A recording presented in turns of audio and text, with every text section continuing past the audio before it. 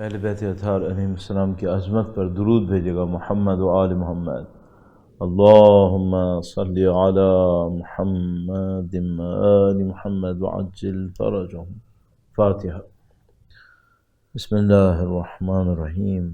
الحمد للہ رب العالمین الرحمن الرحیم مالک یوم الدین ایاک نعبد و ایاک نستعین اهدنا الصراط المستقيم صراط الذين أنعمت عليهم غير المغضوب عليهم ولا الضالين۔ وقت کے امام کے حضور ادائے احترام کے لیے، ان کی نظر لطف کے حصول کے لیے اور شہادت سید الشہداء کی تسلیت ان کے حضور پیش کرنے کے لیے درود بھیجیں محمد و آل محمد پر۔ اللہم صلی علی محمد و آل محمد وعجل فرجہم۔ اعوذ باللہ من الشیطان الرجیم۔ بسم اللہ الرحمن الرحیم۔ الحمد للہ رب العالمین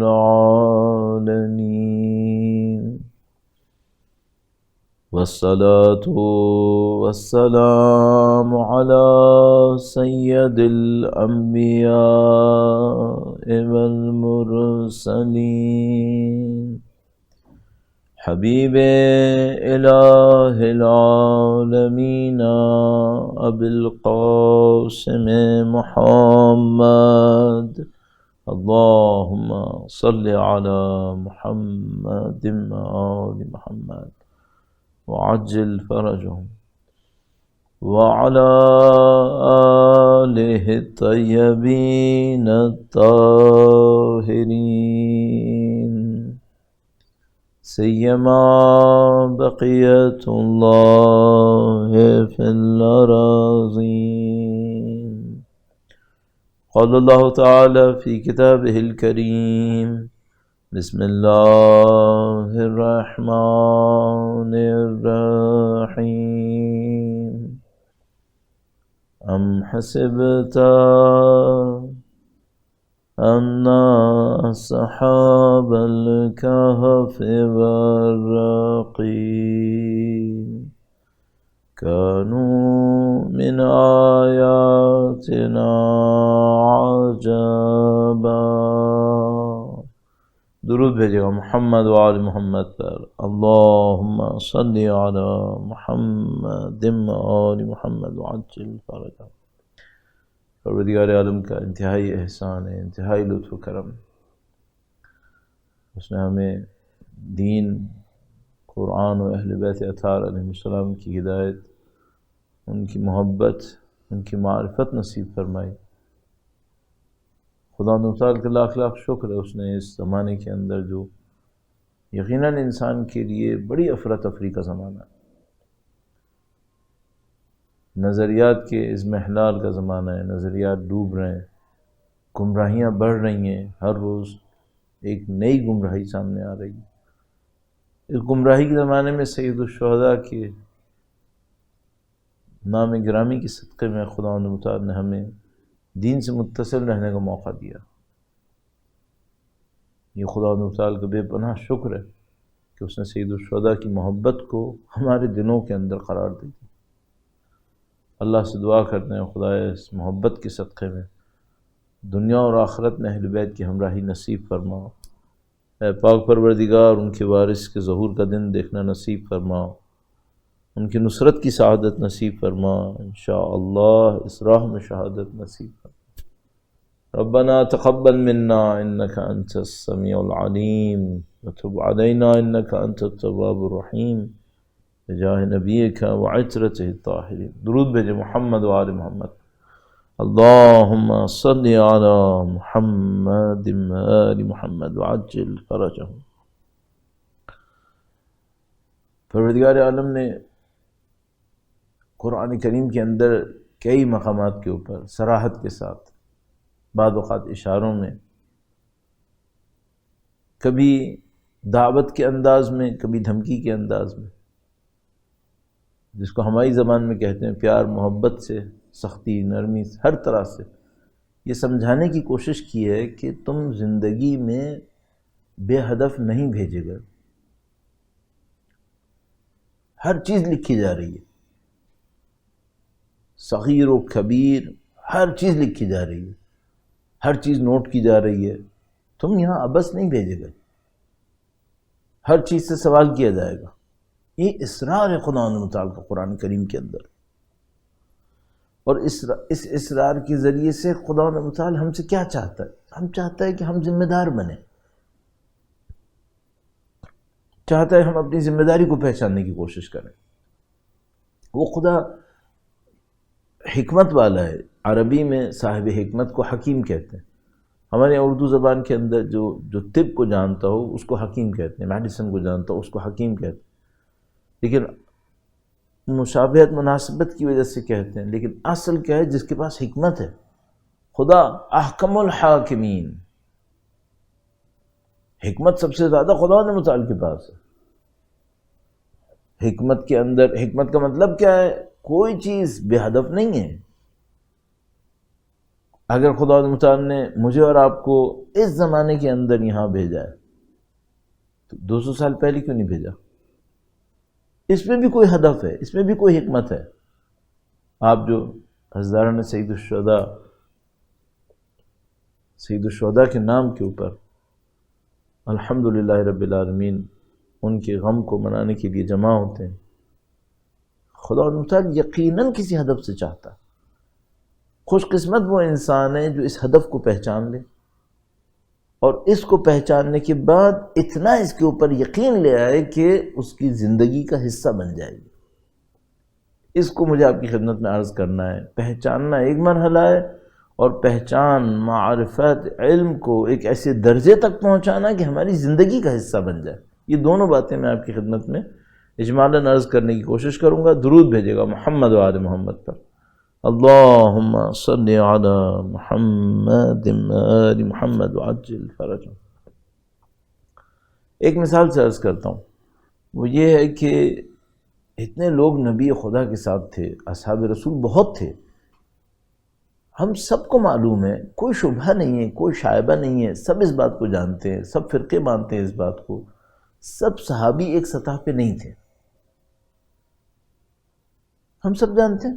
اللہ کے نبی نے اس کے اندر بیانات ارشاد فرمائے ہیں، بعض لوگوں نے کچھ اس کے مصداق کوئی اور افراد لیے، کسی اور فرقے نے کچھ اور لیے، لیکن یہ سب باتیں سب کو معلوم ہے کہ سب ایک سطح کے اوپر نہیں تھے۔ تو یہ جو ایک سطح پہ نہیں تھے، کیا یہ مدینے میں نہیں رہ رہے تھے؟ سب مدینے میں رہ رہے تھے۔ کیا یہ سب جنگوں میں ساتھ نہیں جاتے تھے؟ بہت سارے لوگ بہت ساری جنگوں میں ساتھ گئے۔ پھر درجات کس بات کے ہیں؟ ایک ہی جیسے کام کر رہے تھے نا، ایک ہی جیسی نماز پڑھ رہے تھے، رسول اللہ کے پیچھے تھے، وہی واقعات تھے، سب کچھ تھے، پھر درجات کس بات کے ہیں؟ مثلا مجھے یاد ہے، میں حوض علم قم کے اندر جب طالب علمی کے فرائض انجام دے رہا تھا تو وہاں پر ہم لوگ ظاہر ہزاروں لوگ تھے۔ تو اب اگر میں اس بات کو سوچتا ہوں کہ بھئی وہ جو ہزاروں لوگ تھے ان میں کچھ لوگ بڑے مقامات پہ پہنچے، وہ کسی اور گلی میں رہ رہے تھے، کہ کچھ اور گلیوں میں رہ رہے تھے؟ نہیں، وہیں رہ رہے تھے۔ صدیوں سے ایسا چلا آ رہا ہے، سبھی لوگ نجف میں رہ رہے ہوتے ہیں، بہت سارے لوگ رہ رہے ہوتے ہیں، بہت سارے لوگ قم میں رہ رہے ہوتے ہیں، کچھ لوگ ہوتے ہیں خاص مقامات پہ پہنچ جاتے ہیں۔ کچھ انبیاء کے ساتھ چلنے والے صرف ساتھ نہیں چل رہے ہوتے، کچھ اور بھی ہوتا ہے ان کے اندر۔ اگر آپ اس بات کو قبول فرماتے ہیں تو میں اپنے آپ سے ایک سوال کرتا ہوں، اللہ کرے کہ یہ صحیح ہو جائے کہ اسی ماہ محرم میں 10 محرم کو امام کی تشریف آوری ہو جائے انشاءاللہ۔ درود بھیجیں محمد و آل محمد۔ اللہم صلی علی محمد آل محمد وعجل۔ ہم سب ایک مرحلے میں ہیں کیا؟ ایک سطح میں نہیں ہے، ہم سب کو معلوم ہے۔ مثلا اسی دنیا میں جس میں ہم زندگی گزار رہے ہیں، مثال کے طور پر بڑے بڑے علماء ہیں، عرفاء ہیں، مجاہدین ہیں، ہم جیسے عام لوگ بھی یہاں پہ زندگی گزار رہے ہیں۔ اتنا آپ نے قبول کر لیا، ایک اور جملہ آپ کی خدمت میں عرض کرتا ہوں، یہ تھوڑا سا سخت ہے۔ وہ جو سید الشہداء کے ساتھ مدینے سے چلے تھے، مکہ سے چلے تھے، یہ سب ایک سطح میں تھے؟ اور تھوڑا سا زیادہ غور کرتے ہیں، شاید اب ایک ایسی جگہ جہاں پہ شاید ہم لوگوں کی توانائی نہیں ہے، لیکن سوچ سکتے ہیں سارے شہدائے کربلا ایک سطح پر ہیں۔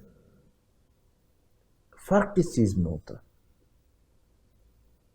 یعنی اگر آپ ایک روایت کو قبول فرمائیں، موجود ہے، پڑھی جاتی ہے، جہاں تک مجھے یاد آتا ہے شاید شہید مطہری نے بھی اس کو بیان کیا کہ ایک فرد ہے ہمارے پاس تاریخ میں جو سید الشہداء سے بیعت کرتا ہے اور یہ کہتا ہے کہ میں آپ کے ہاتھ پہ بیعت کر رہا ہوں اس وقت تک کے لیے جب تک کہ میرا ہونا آپ کے لیے فائدہ مند ہوگا۔ تو یعنی کیا مطلب؟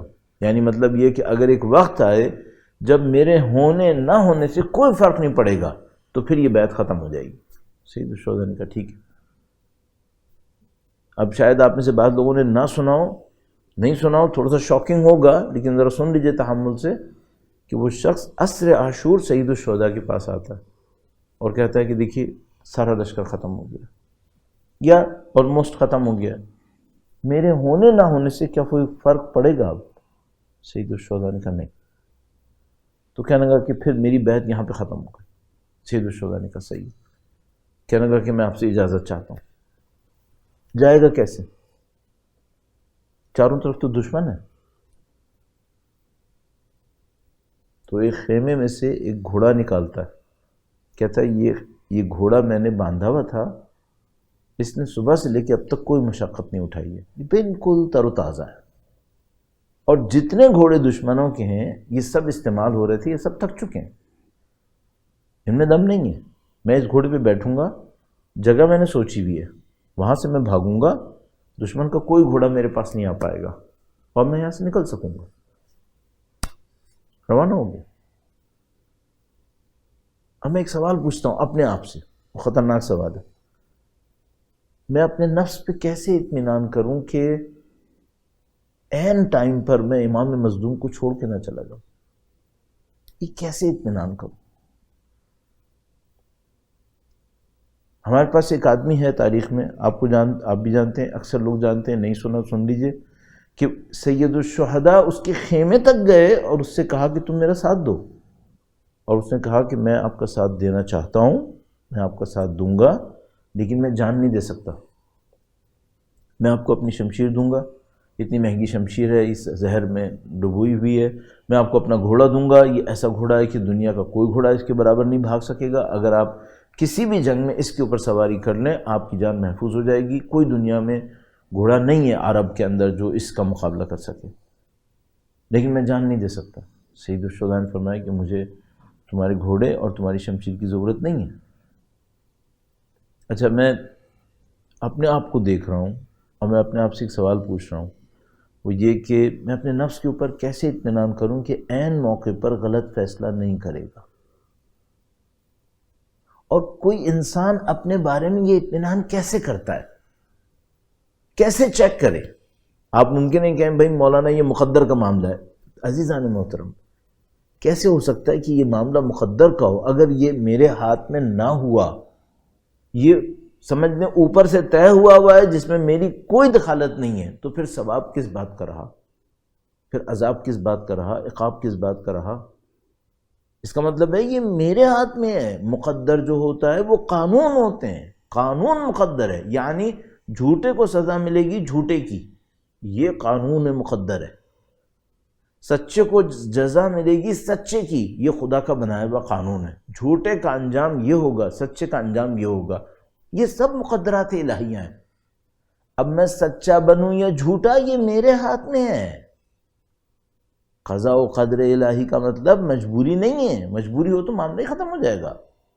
قضاء و قدر الہی کا مطلب ہے قوانین خدا نے بنائے ہوئے ہیں، حکم دے چکا ہے، قانون بنا دیا، سچے کی یہ جزا ہے، جھوٹے کی یہ سزا ہے، حکم بھی دے دیا سچے بنو، کونوا مع الصادقین، یہ قضاء و قدر ہو گئی۔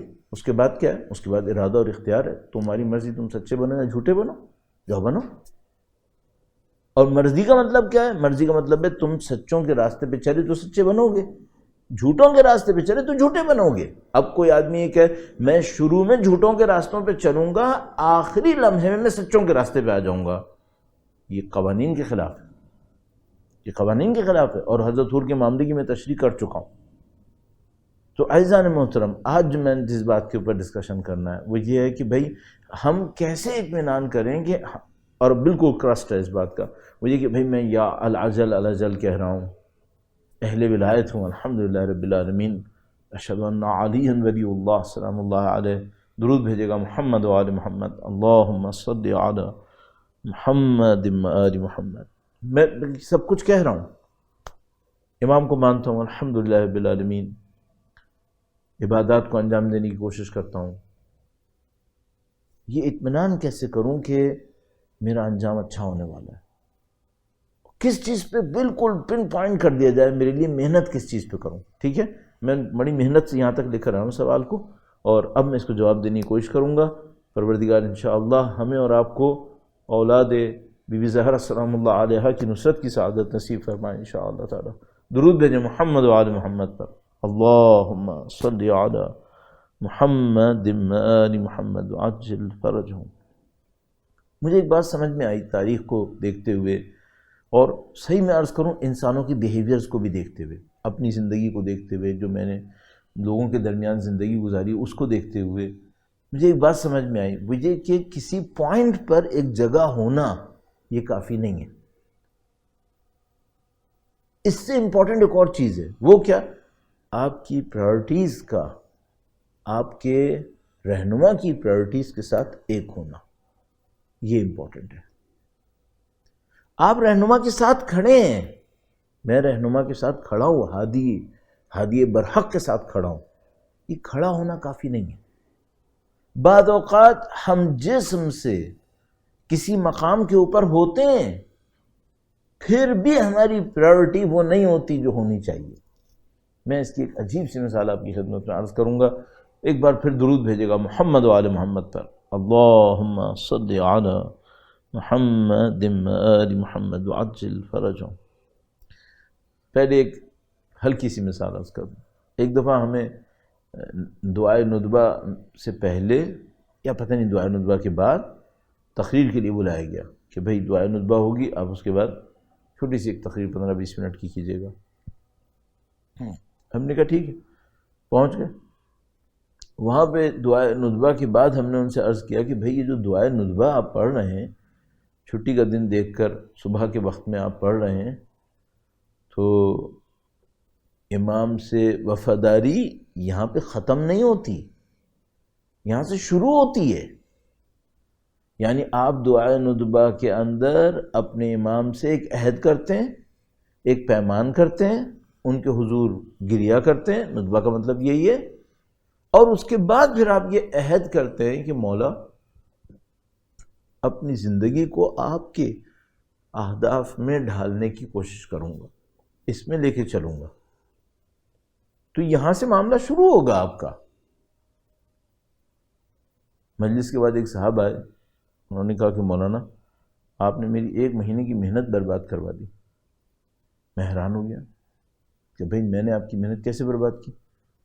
کہنے کہ مولانا مجھے کسی نے کہا تھا کہ اگر آپ 4 ہفتے اس دعائے ندبہ میں جائیں تو 4تھے ہفتے آپ کی ایک آرزو پوری ہو جائے گی، اور میں نے اپنی ایک مشکل سوچی ہوئی تھی، اس کو پوری کرانے کے لیے میں 4 ہفتے سے آ رہا تھا، اور آپ نے تو آج آ کے بتایا کہ بھئی یہ تو آرزوؤں کا معاملہ کچھ اور ہے، یہاں سے تو ہم نے طاقت لینی ہے، اپنے امام کے ساتھ عہد کرنا ہے۔ تو وہ میرا کیا ہوا پھر؟ یہ ایک چھوٹی سی مثال ہے کہ بعض اوقات انسان صحیح جگہ پہ ہوتا ہے، پرائرٹی وہ نہیں ہوتی۔ مثلا مجھے یاد ہے ہم لوگ جب قم میں جمعے کی نماز کے لیے جاتے تھے، تو جمعے کی نماز کے بعد وہاں پہ لوگ اپنی بساط لگا کے بیٹھے ہوتے تھے، چھوٹے چھوٹے ڈھیریاں سی، کوئی چیز بیچ رہا ہے، کوئی یہ کر رہا ہے، کوئی وہ کر رہا ہے۔ انشاءاللہ یہ لوگ جمعے کی نیت سے آتے ہوں گے، اس کے بعد تھوڑا سا کاروبار بھی کر لیتے ہوں گے، لیکن اگر کوئی کاروبار کی نیت سے ہی وہاں پر آئے، صحیح ہے، تو یہ بالکل وہیں کھڑا ہے جہاں جمعہ ہو رہی ہے، لیکن اس کو ثواب کس کا ملے گا؟ شاید جس نے جمعہ پڑھنی بھی نہ ہو، اس نے صرف اپنی اڈھیری لگانی ہے، صحیح؟ مثلا فرض کر لیجئے چہلم کے دن بہت عقیدت مند سید الشہداء کے راستے پہ چل رہے ہیں، کروڑوں لوگ ہوتے ہیں، آپ کو پتہ ہی ہے، ابھی پینڈیمک کی وجہ سے پرابلم ہوئی، ورنہ کروڑوں لوگ جا رہے تھے، صحیح؟ انشاءاللہ حل ہوگا، پھر دوبارہ جا رہے ہوں گے انشاءاللہ تعالی۔ تو وہ جو کروڑوں لوگ جا رہے تھے، فرض کر لیجئے کسی آدمی کا کام یہ ہے کہ وہ اپنی کمپنی کی پروڈکٹس کو بیچے وہاں پہ، اور وہ دیکھنے جا رہا ہے کہ سپلائی صحیح ہیں یا نہیں ہے۔ اچھا، اب یہ چہلم کے دن کربلا میں ہے، اس کروڑوں کی عقیدت مندوں کے درمیان یہ بھی کھڑا ہے، لیکن یہ کس لیے کھڑا ہے؟ یہ دیکھنے کے لیے کھڑا ہے کہ میری پروڈکٹ کی سپلائی صحیح ہو رہی ہے یا نہیں ہو رہی۔ اس کی پرائیورٹی کیا ہے؟ زیارت بھی کر لے گا چہلم کے دن، لیکن اس کی پرائیورٹی کیا ہے؟ اس کی پرائیورٹی امام حسین نہیں ہے، اس کی پرائیورٹی اپنی کمپنی ہے، اپنی سیل ہے، اپنی کمائی ہے، اپنی جاب ہے۔ اس کے بعد زیارت بھی کرنا چاہ رہا ہے، زیارت بھی کر لی ہے اس نے۔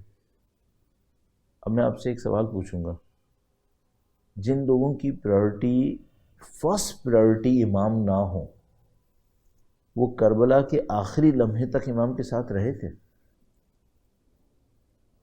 نہیں۔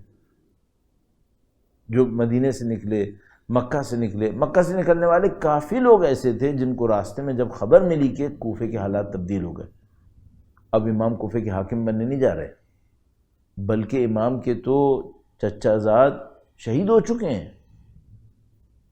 جب حضرت مسلم بن عقیل شہید کوفہ کی خبر پہنچی ہے تو جو لے کر آیا، اس نے سید الشہداء سے کہا کہ میں آپ کو تنہائی میں خبر دوں یا سب کے سامنے؟ سخت خبر ہے، امام نے کہا سب کے سامنے۔ تو اس نے بتایا کہ ایسا ہو گیا۔ تو کافی لوگ سید الشہداء کو چھوڑ کے جانے لگے۔ سید الشہداء ظاہر شہداء نے نہیں روکا کسی کو، کیوں روکتے؟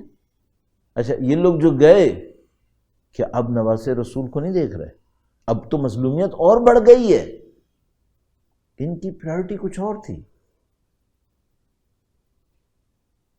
اور اگر آپ شب عاشور کے واقعے کے اوپر غور فرمائیں، اور آپ نے، میں نے بچپن سے سنا ہوا ہے، ظاہر 25ویں دفعہ اس کو سوچا ہوا ہے، تو سید الشہداء نے جن لوگوں کی پرائیورٹی جنت ہو ان کو بھی باہر بھیجنے کی کوشش کی تھی، کہ بھائی اگر تم میں کوئی ایسا ہے جس کی پرائیورٹی جنت ہے تو گارنٹیڈ ہے، چلے جاؤ، جنت مل جائے گی۔ اس سے ہمیں کیا سبق مل رہا ہے؟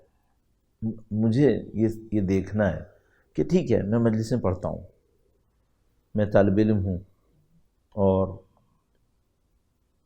سید الشہداء کے غم میں روتا ہوں، رونانے کی کوشش بھی کرتا ہوں، ماتم بھی کرتا ہوں، میرے ماں باپ نے بھی ماتم کیا۔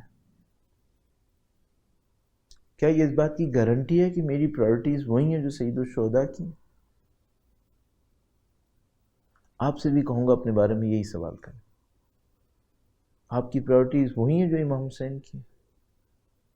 کیوں؟ خدا نہ کرے، نعوذ باللہ تعالی، اگر ہماری پرائیورٹیز وہ نہ ہوئیں، ہم اہل نصرت نہیں ہیں، پھر ہم ایک حد تک ساتھ دے سکتے ہیں، پھر ہم اس کے بعد آگے میں شاید مشکل میں پھنس جائیں گے۔ اللہ انشاءاللہ اس خلوص کے صدقے میں، اس محبت کی گہرائی کے صدقے میں جو میرے اور آپ کے دلوں میں سید الشہداء کے لیے ہے، ان کی مادر گرامی کے لیے ہے، اس خاندان مقدس کے لیے، خدا ہمیں اس انحراف سے محفوظ رکھے گا انشاءاللہ تعالی، اور ہمیں سخت ترین امتحانات میں سید الشہداء کے ساتھ چلنے کی سعادت نصیب فرمائے گا انشاءاللہ تعالی۔ درود بھیجے گا محمد و آل محمد پر، اللہم صلی علی محمد و آل محمد وعجل فرجہ۔ اب یہاں پہ ممکن ہے کوئی مجھ سے یہ کہے کہ بھائی امام تشریف لائیں گے انشاءاللہ ہم امام کا ساتھ دے دیں گے. اس وقت ہمیں سوچنے کی ضرورت نہیں ہے کہ امام کی پرائرٹیز کیا ہیں. ہم امام کا ساتھ دیں گے، معاملہ ختم ہو گیا. جہاں امام اشارہ کریں گے یہاں خون بہاؤ، وہاں خون بہائیں گے. جہاں امام اشارہ کریں گے یہاں پسینہ بہاؤ، وہاں پسینہ بہائیں گے. جہاں امام اشارہ کریں گے یہاں پیسہ دو، وہاں پیسہ دیں گے. جہاں جان دینے کا کہیں گے وہاں جان دے دیں گے. ہمیں کیا ضرورت کہ ہم پرائرٹیز کو طے کریں، امام کی پرائرٹیز کیا ہیں؟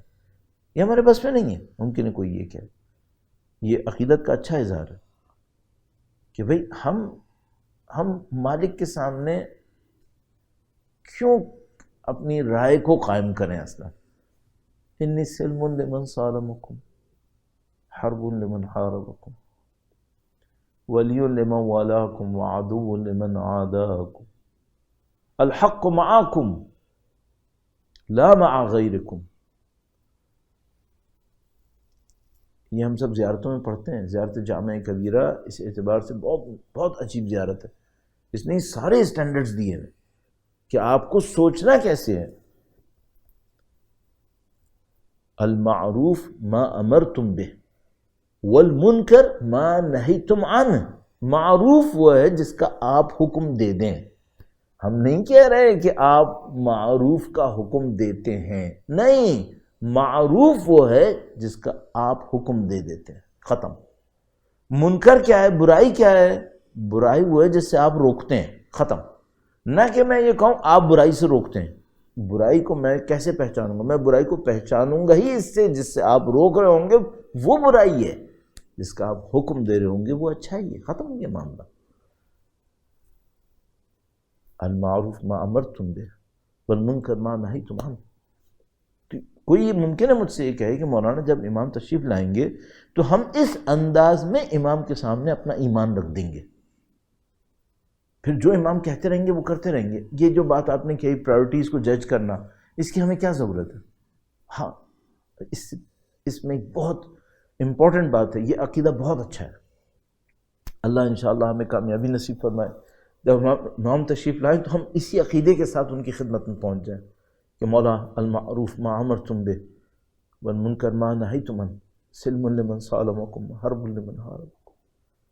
لیکن میرا سوال یہ ہے کہ جب تک امام تشریف نہیں لائے، یہ جو ہم زندگی گزار رہے ہیں نا، یہ طے کرے گی کہ ہم امام کا ساتھ دے رہے ہیں یا نہیں دے رہے ہیں. ان کا ساتھ دینے کی سعادت ملے گی یا نہیں ملے گی. اور یہ میں کئی دفعہ مختلف انداز میں عرض کرنے کی کوشش کرتا ہوں. وہ یہ کہ ایک دفعہ ایسا ہوتا ہے، پیپر کا دن ہوتا ہے، امتحان کا دن ہوتا ہے اسکولز کے اندر. ایک دن ہوتا ہے رزلٹ کا.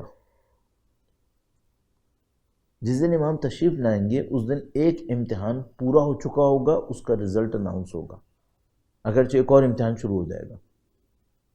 جو امتحان پورا ہو چکا ہوگا اور اس کا رزلٹ اس دن ہوگا جس دن امام تشریف لائیں گے، وہ یہ ہوگا کہ تم نے غیبت میں ذمہ داریوں کو پورا کیا یا نہیں کیا.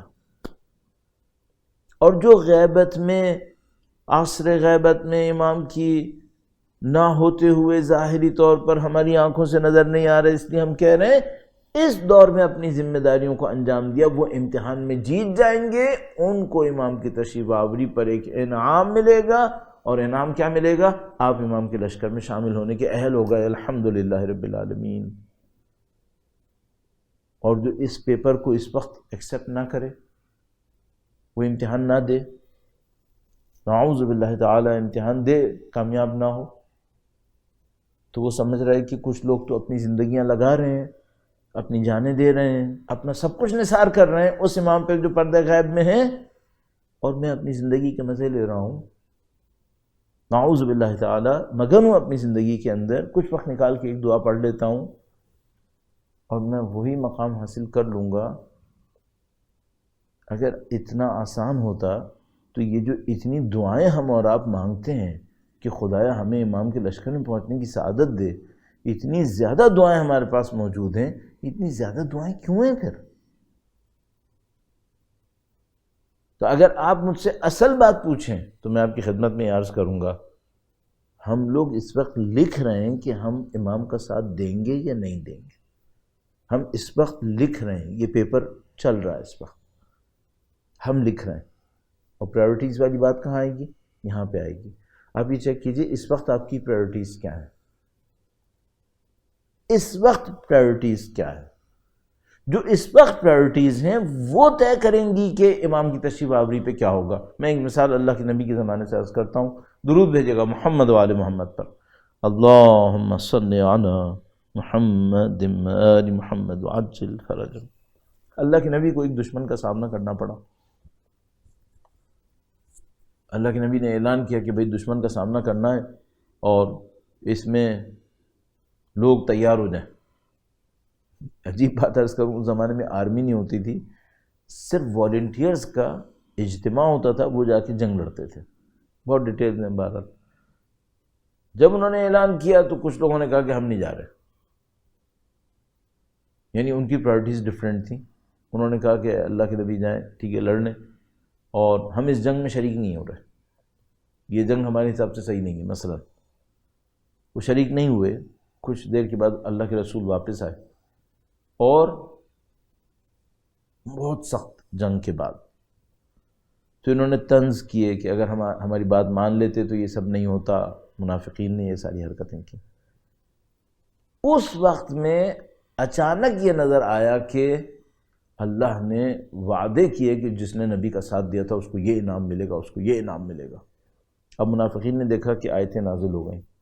تھوڑی دیر کے بعد پھر دوبارہ آیت آئی کہ نبی چلیں دوبارہ دشمن کا مقابلہ کرنے کے لیے. اچھا، اب یہ لوگ کھڑے ہوئے کہنے لگے کہ اب ہم آپ کے ساتھ جائیں گے. خدا تعالیٰ نے حکم دیا نبی کو اور فرمایا کہ اے نبی ان کا ساتھ مت لیجیے گا. انہوں نے کیوں پہلے آپ کا ساتھ نہیں دیا تھا؟ اب آپ ان کا ساتھ مت لیں. یہ کہیں بھی تو ان کو ساتھ مت لے کے جائیے گا. آپ اپنے اصلی مجاہدوں کے ساتھ جائیے، خدا آپ کو نصرت دے گا. ایک وقت ہے جب خدا ہم سے کہہ رہا ہوتا ہے ساتھ دو. ایک وقت وہ آتا ہے جب ہم خدا سے کہہ رہے ہوتے ہیں ہم ساتھ دینے کو تیار ہیں. امتحان کہاں پر ہے؟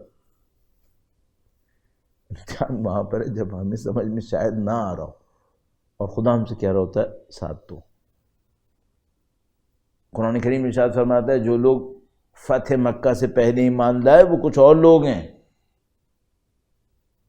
جنہوں نے کمزوری میں نبی کا ساتھ دیا وہ کچھ اور لوگ ہیں. اب آپ مجھے بتائیے گا امام کی تشریف آوری ہو جائے پھر میں امام کا ساتھ دینے کی بات کروں، یہ اصلی امتحان ہے یا بھی پردہ غیبت میں کوئی امام کا ساتھ دے؟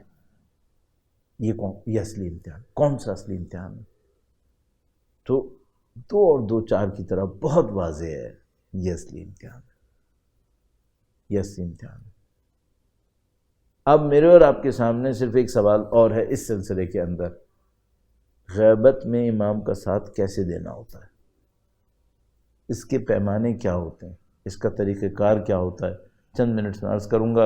اور ظاہر ہے کہ یہ انتہائی اہم اور انتہائی طولانی موضوع ہے، اتنی آسانی سے شاید ڈیل نہیں کر پاؤں گا، لیکن کچھ نہ کچھ آغاز کرتے ہیں. خدا نے مثال توفیقات نصیب فرمائے گا. ہمارا عنوان اہل ولایت اور نصرت امام ہے اور اسی کے اوپر ہم عرائض پیش کر رہے ہیں. درود بھیجے گا محمد و آل محمد پر. اللہم صلی علی محمد آل محمد وعجل فرجهم. شاید آپ اس بات کو احساس کر پا رہے ہوں کہ موضوع اس اعتبار سے سخت ہے. اس کے اندر ذمہ داری کے احساس کی طرف اتنی زیادہ گفتگو کی جا رہی ہے کہ ظاہر ہے کہ یہ بوجھ تو بنتا ہے. اگر کوئی غیبت کے زمانے میں ہو تو امام کا ساتھ کیسے دے؟ وہ نہیں ہے کہ امام تشریف فرمائے مکہ میں ہے تو میں مکہ میں پہنچ جاؤں. ایسا نہیں ہے. تو مجھے کیا کرنا چاہیے؟ اب وہ پرائیورٹی والی بات یہاں پہ دوبارہ آئے گی. اب اپنے آپ سے ایک سادہ سا سوال پوچھئے. الحمدللہ رب العالمین، آپ اور ہم عزاداران سید الشہداء ہیں. بچپن سے ہم نے امام حسین کا نام لیا سلام اللہ علیہ. خدا نے ہمارے دلوں کے اندر، ہماری خمیر کے اندر ان کے نام گرامی کا اثر چھوڑا ہے. ہم پر اثر ہوا ہے، ہمارے ذہنوں پر، ہماری فکر پر، ہمارے دل پر، ہمارے قلب پر. اگر اس کے مختلف معانی ہم لیں، ان سب پر اس کا اثر پڑا ہے ہماری روح کے اوپر. تو آپ اپنے آپ سے ایک سوال پوچھیے، وہ یہ کہ آج آپ کے حالات، میرے حالات یہ ہیں. آپ مثال کے طور پر جیسا کہ ہم یہ مجالس نیوزی لینڈ کے رہنے والے مومنین کرام کے لیے عرض کر رہے ہیں، باقی کوئی ظاہر سبھی استفادہ کر سکتے ہیں، لیکن بنیادی طور پر تو آپ مثال کے طور پر وہاں رہ رہے ہیں، آپ کی لائف کے کچھ آبجیکٹیوز ہیں. اپنے آپ سے ایک سوال پوچھیے گا، آج امام تشریف لائیں، وہ اپنے بہترین چاہنے والوں سے کیا چاہ رہے ہوں گے آج کے زمانے میں؟ یعنی مثال کے طور پر یوں فرض کر لیتے ہیں جیسے کسی کا رابطہ ہو گیا اپنے امام سے، غیبت میں امام، لیکن کسی کا رابطہ ہو گیا، صحیح ہے، اور اس بندے خدا نے امام سے یہ سوال کیا کہ مولا آپ تو پردے غیبت کے اندر ہیں، اس وقت آپ دنیا میں کیا چاہتے ہیں؟ صحیح، امام کیا جواب دیں گے؟ یہ امام کی پرائرٹیز ہوں گی کہ بھئی امام اس وقت دنیا میں یہ چاہتے ہیں. صحیح، خطرناک سوال ہے. میں اور آپ وہی کر رہے ہیں یا کچھ اور کر رہے ہیں؟ جو امام چاہتے ہیں وہی کر رہے ہیں یا کچھ اور کر رہے ہیں؟ اور جو امام چاہ رہے تھے وہ ہماری لائف کی ٹاپ پرائرٹی ہے یا سیکنڈ، تھرڈ، فورتھ، پتہ نہیں کب جا کر ہے. یہ سب سے امپورٹنٹ کوشچن ہے. اس کے اوپر عزیزان محترم سب سے زیادہ محنت کرنی ہے مجھے اور آپ نے، وہ یہ کہ بھئی امام آج کی دنیا میں کیا چاہتے ہوں گے. جب وہ تشریف لائیں گے انشاءاللہ تعالی یملأ الارض قسطا وعدلا کما ملئت ظلما وجورا، وہ زمین کو عدل و انصاف سے بھر دیں گے جیسا کہ وہ ظلم و جور سے بھری ہوگی. تو آج ہم سے کیا چاہتے ہوں گے؟ تم کم سے کم زمینہ تو فراہم کرو، تم عدل و انصاف کرو، جتنا تم کر سکتے ہو تم کرو. کم سے کم کیا چاہتے ہوں گے؟ اتنی نفسانی پاکیزگی تو اپنے اندر لے آؤ کہ تم کل میرا ساتھ دے سکو. یہ چاہتے ہوں گے یا نہیں چاہتے ہوں گے؟ یہ تو چاہتے ہوں گے. صحیح. اچھا، اب میں اور آپ اس آبجیکٹیو کے اوپر میں نے صرف دو باتیں پک کی ہیں. نمبر ایک، اتنی میرے اندر نفسانی پاکیزگی ہو کہ میں اپنے امام کا ساتھ دے سکوں. نمبر دو، دنیا میں ظلم و جور ہے اور جتنی میری توانائی ہے میں ظلم و جور سے لڑ سکوں. میں اس پہ عمل کر رہا ہوں. میں بہت معذرت کے ساتھ عرض کر رہا ہوں، بہت سارے لوگ، شاید میں بھی انہی میں شامل ہوں گا، نام تو بہت زیادہ لے رہے ہیں، پریکٹیکلی اس پہ محنت نہیں کر رہے. کیا مطلب؟ اپنی اس نفسانی پاکیزگی پہ اتنی محنت نہیں کرتے. ٹائم مل گیا تو کر لیں گے، نہیں ملا تو نہیں کریں گے. ٹاپ پرائرٹی ہے؟ نہیں، ٹاپ پرائرٹی یہ نہیں ہے. ٹاپ پرائرٹی کیا ہے؟ دنیا بنا رہے ہیں. بچوں کی تعلیم ہے ٹاپ پرائرٹی، گھر ایک ایسٹ کے طور پہ بن جائے یہ ٹاپ پرائرٹی ہے، کیریئر بنے ٹاپ پرائرٹی ہے، باڈی مینٹین ہو ٹاپ پرائرٹیز میں سے ہے. ٹاپ پرائرٹی یہ ہے کہ ہماری روح پاکیزہ ہو. ممکن ہے میرے جیسا کوئی آدمی کہ ہاں یہ میری ٹاپ پرائرٹی ہے، اس کے اوپر کتنی ریسورسز لگاتے ہو؟ باقی چیزوں پہ کتنی ریسورسز لگاتے ہو؟ اس کے لیے کتنی پلاننگ کرتے ہو؟ باقی چیزوں کے لیے کتنی پلاننگ کرتے ہو؟ تو پتہ چل جائے گا ٹاپ پرائرٹی ہے یا نہیں ہے. اب میں بالکل اختتام پہ آج کے لیے دے جاتے ہوئے عرض کروں گا، میں نے حالات میں تھوڑا بہت غور کیا بعض افراد کے.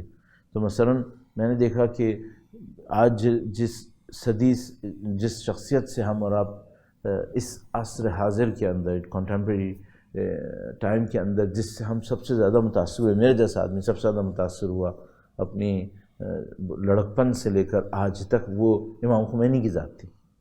میں ان سے بہت متاثر ہوا، اور ظاہر ہے کہ میں اکیلا نہیں ہوں، کروڑوں لوگ ان سے متاثر ہوئے. تو وہ ہیڈ آف دا اسٹیٹ تھے. جب وہ ہیڈ آف دا اسٹیٹ تھے تو کم سے کم 2 گھنٹے صبح عبادت کرتے تھے، کم از کم. جب وہ ہیڈ آف دا اسٹیٹ تھے. اچھا، ہیڈ آف دا اسٹیٹ ہونے کے ناطے ان کی ذمہ داریاں کیا تھیں؟ نہیں معلوم کتنی تھیں. ان کے لیے ان کے پاس سفیشینٹ ٹائم ہوتا ہوگا، ظاہر 24 گھنٹے سے زیادہ کہاں سے لائیں گے. نہیں ہوتا ہوگا، انہی میں سے ٹائم نکال کر ان کو 2 گھنٹے صبح عبادت کرنی تھی کم سے کم۔ روزانہ 8 مرتبہ قرآن کریم پڑھا کرتے تھے، روزانہ اتنی دعائیں پڑھتے تھے کہ ان کے آفس کے ایک صاحب تھے، وہ کہتے ہیں کہ امام خمینی بہت مینرڈ آدمی ہے، بہت زیادہ، ہر کام کو بڑے سلیقے سے کرتے ہیں، لیکن ان کی ایک کتاب دعاؤں کی کتاب بار بار جلد پڑ جاتی تھی اس کی، کہنے کہ وہ ہمیں ہر کچھ وقت کے بعد وہ نئی کتاب لانی پڑتی تھی چونکہ جلد پھٹ جاتی تھی، اتنا استعمال کرتے تھے وہ۔ البتہ ظاہر ہے اس زمانے میں پرنٹنگ شاید اتنی اچھی نہیں ہوتی ہوگی، بعد میں اچھی پرنٹنگ ہونے لگی ہوگی۔ میں ایک سوال اپنے آپ سے پوچھنا چاہ رہا ہوں، یہ جو ٹائم کی ایلوکیشن تھی، اس سے کیا پتہ چل رہا ہے؟ اس سے پتہ چل رہا ہے کہ امام خمینی کے نزدیک جب کہ وہ رولر تھے، جب کہ وہ حاکم وقت تھے، ٹاپ پرائرٹی اللہ کی بندگی تھی، اللہ کی عبادت تھی۔ یہ میری ٹاپ پرائرٹی ہے؟ نہیں، میرے پاس وقت نہیں ہے، میں امام خمینی سے زیادہ مصروف ہوں، میرے پاس کرنے کے لیے امام خمینی سے زیادہ اہم کام ہے۔ نہیں، میری پرائرٹیز وہ نہیں ہے، میری پرابلم یہ ہے جنہوں نے امام کی نصرت کرنی ہے انہوں نے ان کو پرائرٹی بنایا ہے، ہمیں اور آپ کو یہ صحیح کرنا ہے۔ اچھا، ممکن ہے آپ مجھ سے کہیں کہ مولانا اگر ہم نے اس طرح سے کیا نا تو ہم بے روزگار ہو جائیں گے، میرا نہیں خیال خدا یہ ہونے دے گا، میرا نہیں خیال، اس پہ انشاءاللہ کبھی اور عرض کروں گا۔ عزیزان محترم، بہت محنت کر کے اپنے ناقص بیان کے ساتھ، خشک یقیناً بیان کے ساتھ میں یہاں تک آ سکا ہوں کہ اگر ہمیں امام کی نصرت کرنی ہے تو وہ تشریف آوری کے بعد کا مرحلہ علیحدہ ہے، ابھی شروع ہو چکا ہے، اور جو نصرت کرنا ہے اس کے اندر ہمیں پرائرٹیز کو سیٹ کرنا ہوگا جو امام کی پرائرٹیز ہوں گی، اور ان پرائرٹیز کے مطابق اپنی زندگی کو ڈھالنا ہوگا۔ اس میں ہماری دنیا کا کیا ہوگا اور کس طرح سے ہوگا، اس کو میں ابھی آپ کی خدمت میں عرض کرنے کی کوشش کروں گا۔ ابھی یہاں تک رکھتے ہیں انشاءاللہ، خدا نے تعالیٰ میں چاہتا ہوں انشاءاللہ کل اس کو مزید آرائز پیش کریں گے۔ درود بھیجے گا محمد و آل محمد پر، اللہم صلی علی محمد و آل محمد وعجل فرجہم۔ جنہوں نے اللہ کی اس ولایت کو قبول کیا ہوا ہے، خدا، نبی، امام کی ولایت کو، وہ جانتے ہیں کہ ہمیں اپنی زندگی کہاں لگانی ہے، اور وہ جانتے ہیں کہ امام کی نصرت ہماری زندگی کی ٹاپ پرائرٹی۔ یہ لوگ میں سمیت عمار بنے،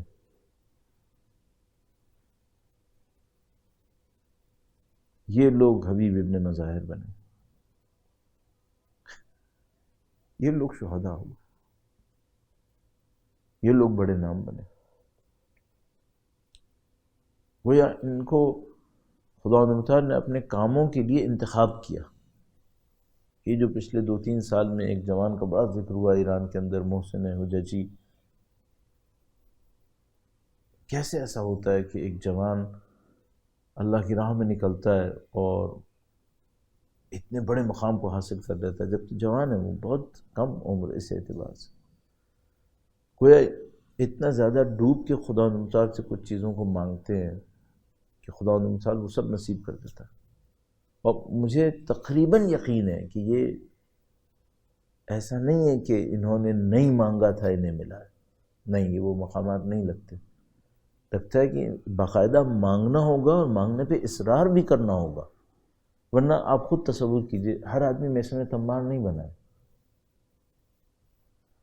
ہر آدمی تو قمبر نہیں بنا، سلام اللہ علیہما۔ تو اس کا مطلب یہ کہ اس میں بہت محنت کرنی پڑ رہی ہے، اور یہ لوگ جو سید الشہداء کا ساتھ دے رہے تھے، اہل بیت اطہار علیہ السلام کا ساتھ دے رہے تھے، یہ تمام تر قربانیاں دینے کے بعد اہل بیت کے سامنے بہت خاضع، بہت اپنے اندر احساس کرتے تھے کہ جو اہل بیت نے کیا اس کے سامنے ہم نے کچھ نہیں کیا۔ حق، اللہ اکبر۔ ناقابل مقایسہ ہے، ناقابل تصور ہے۔ کوئی کچھ بھی قربانی دے دے، کیوں ایسا ہے؟ اس کی وجہ یہ ہے کہ ممکن ہے، معذرت چاہتا ہوں اگر میں جملہ مصائب میں عرض کر رہا ہوں، ممکن ہے کوئی یہ کہے کہ بھئی اگر مثلا حضرت حر نے اپنا جوان قربان کیا تو کیوں یہ قربانی کم ہے اس قربانی کے مقابلے میں جو سید الشہداء نے علی اکبر کو قربان کیا؟ اللہ اکبر، کوئی مقابلہ نہیں، کوئی مقایسہ نہیں، کیوں ایسا ہے؟ تو ایک وجہ مجھے سمجھ میں آتی ہے کہ بھئی جب علی اکبر قربان کر رہے تھے سید الشہداء تو باپ کون ہے؟ امام حسین۔ دنیا کا کوئی بھی باپ کتنا ہی اپنی اولاد کو چاہنے والا ہو، معصوم سے زیادہ تو چاہنے والا نہیں ہو سکتا۔ دنیا کا کوئی جوان کتنا ہی پاکیزہ ہو، چاہے جانے کے قابل ہو، علی اکبر سے بڑھ کے تو نہیں ہو سکتا۔ اولاد علی اکبر جیسی ہے اور چاہنے والا امام حسین جیسا ہے، اب کوئی کہاں سے اس کے برابر میں آئے گا؟ ایسے یہ تو میں نے باپ کی مثال دی نا، آج مجھے جن کے مصائب پڑھنے ہیں اس میں رشتہ باپ کا نہیں ہے۔ کل بھی ہم نے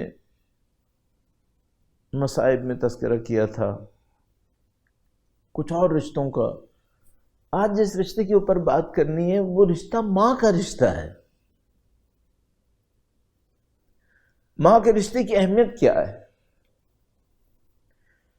میں اگر اپنے حافظی کے اوپر بھی تھوڑا بہت اعتماد کروں تو میرا خیال ہے قرآن کریم میں کہیں پر بھی اس انداز میں بیانات نہیں آئے جیسے خدا نے حضرت موسیٰ علیہ السلام اور ان کی ماں کے واقعے کو بیان کیا ہے۔ جب حضرت موسیٰ علیہ السلام کو پانی میں ڈالنے کا حکم آیا، کیسے مادر موسیٰ نے ڈالا، کیسے مادر موسیٰ بےتاب ہوئیں، اور خدا نے متعال فرماتا ہے وَرَبَطْنَا عَلَىٰ قَلْبِهَا، ہم نے ان کے دل کو مضبوط کیا۔ یہ بیانات کہیں اور آتے ہیں کیا کسی اور رشتے کے بارے میں؟ نہیں آتے۔ پاکیزہ ترین تاریخی واقعات ماں کے جذبوں کے پیچھے آئے ہیں۔ ایک ماں ہے جو صفا و مروہ کے اوپر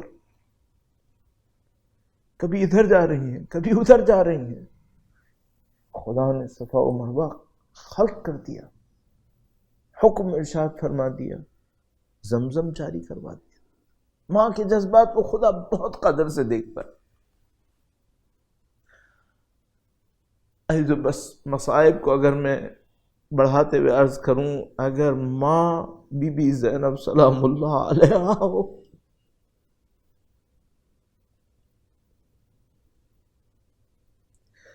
وہ عقیلہ عرب معصوم کی گواہی کے مطابق عالمۃ غیر معلمہ، وہ ایسی عالمہ ہیں جو کسی کے سکھائے بغیر صاحبہ علم ہے۔ ماں بی بی زینب سلام اللہ علیہا جیسی ہو اور بچے اون محمد جیسے، یہ کیا جذبات ہوں گے؟ ماں اپنے بچوں کو قربان کرنے کے لیے تیار کر رہی۔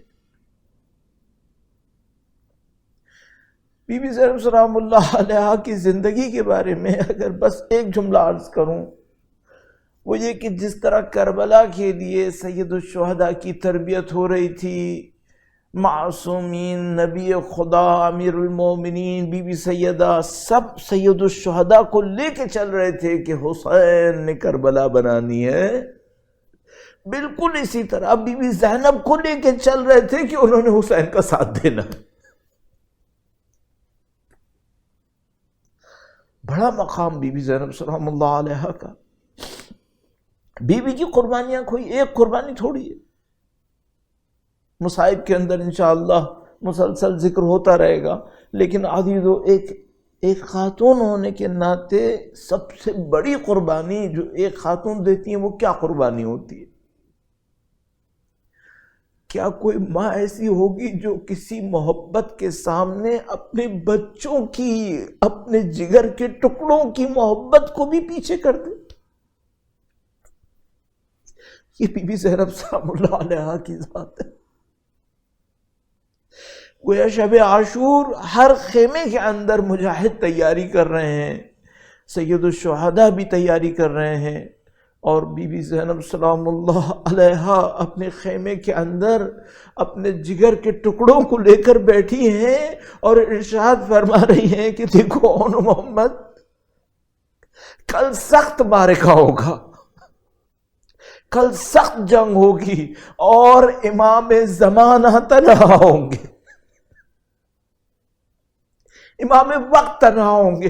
گویا بی بی سید الشہداء کو بھائی کے عنوان کے علاوہ امام معصوم کی نصرت کے اندر بچوں کو سمجھا رہی ہیں کہ بچوں، معاملہ صرف یہ نہیں ہے کہ وہ تمہارے ماموں ہیں، وہ تم سے ایک رشتے میں امام معصوم ہیں، ان کا ایک مقام ہے، اور بیٹا دیکھو میں تمہاری ماں ہوں، تمہیں قربانی دینی ہے۔ بی بی نے قیامت تک آنے والی تمام ماؤں کو ایک درس دے دیا کہ دیکھو بچوں سے محبت تو کرو، لیکن جب امام کی محبت سامنے آ جائے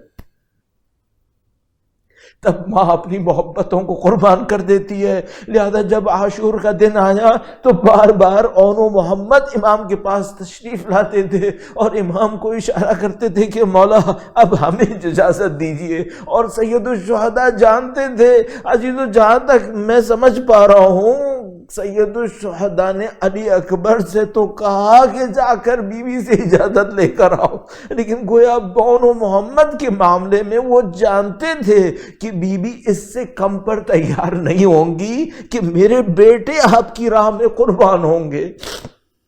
اب عزیزو ایک معاملہ ہے، اور وہ معاملہ بڑا عجیب ہے، میں بہت معذرت چاہتا ہوں مصائب کے دوران یہ جملہ عرض کروں۔ بھئی کوئی یہ کہہ سکتا ہے کہ مائیں تو اور بھی تھیں، ماؤں نے تو بہت قربانیاں دی ہیں کربلا کے اندر، اور بھی ماؤں نے قربانیاں دی ہیں، کیوں بی بی زینب کی اون و محمد کی قربانی اتنی زیادہ سامنے آتی ہے؟ تو میں دست بستہ عرض کروں گا کہ بھئی ماؤں نے تو سب نے قربانیاں دی ہیں، لیکن جب ماؤں کو اپنے بچوں کے لاشیں ملتے تھے تو لاشوں پہ تو رو لیتی تھی۔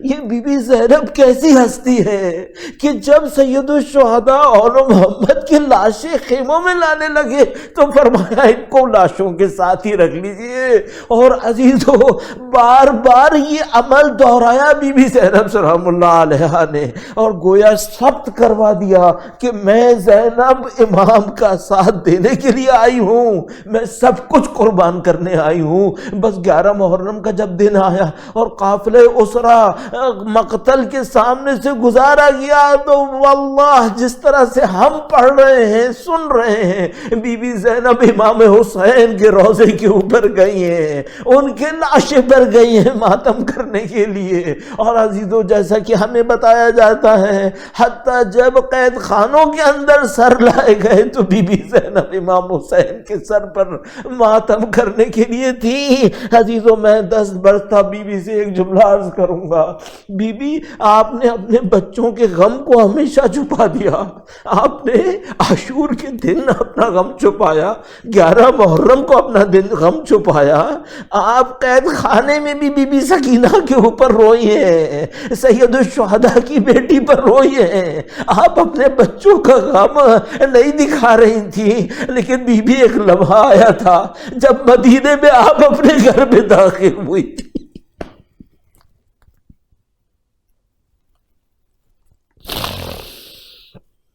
الا لعنت اللہ علی القوم الظالمین وسيعلم الذين ظلموا أي منقلب ينقلبون خدایا تجھے واسطہ بی بی زینب سلام اللہ علیہا کی قلب صابرہ کا اے پاک پروردگار ہمیں امام کی نصرت کی سعادت نصیب فرما۔ اے پاک پروردگار بی بی زینب سلام اللہ علیہا کی اس مقام و عظمت کا واسطہ ہے پاک پروردگار امام کے ظہور مبارک میں تعجیل فرما، امام کی نصرت کی راہ میں شہادت نصیب فرما۔ ربنا تقبل منا انك انت السميع العليم وتب علينا انك انت التواب الرحيم بجاه نبيك وعترته الطاهرين اللهم صل على محمد وآل محمد وعجل فرجهم۔